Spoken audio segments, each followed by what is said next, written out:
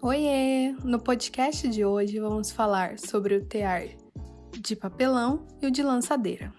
Você já conhece algum deles? Se não, vou te contar tudinho. Primeiro, o tear de papelão é uma versão simplificada do tear de pregos. Ele também pode ser chamado de tear reciclado. E ele é possível fazer em casa utilizando apenas um pedaço de papelão, uma tesoura ou estilete e uma régua. Ele pode ser feito em diversos tamanhos, depende da necessidade sua. Nesse podcast, iremos falar sobre a construção de um tear de papelão e sobre a história dele.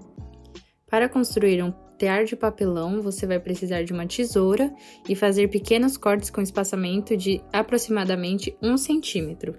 Os cortes também podem ser feitos somente em 2 lados ou nos 4 lados do papelão.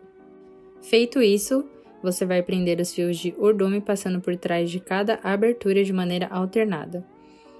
Depois, passar a trama pelos fios de urdume de acordo com o ligamento desejado. Ao finalizar, soltar os fios de urdume do tear, amarrando as pontas.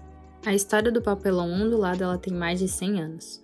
O papelão ondulado ele surgiu do uso de papel e da necessidade de empacotar e proteger. Apesar das mudanças, as embalagens modernas não são tão diferentes das antigas. O tear de papelão ele possibilita a confecção de diversos itens, de tapetes a jogos americanos, utilizando as mais variadas padronagens. Bom, agora nós vamos falar sobre o tear de lançadeira, que consiste em uma estrutura complexa de madeira que estira os fios e com a ajuda da lançadeira, que é uma ferramenta que permite transportar o fio de trama de um lado para o outro do tear, através da cala por entre os fios da teia, permitindo assim a construção do tecido. As lançadeiras mais simples são feitas com uma peça de madeira plana, onde o fio de trama se prende. Já a estrutura geral do tear exige esforço das pernas e braços de quem o manuseia, tornando assim um trabalho que exige esforço físico. Por isso, no que diz respeito à produção em escala industrial, a lançadeira se encontra em desuso, sendo mais utilizada por artesãos independentes e pequenas confecções.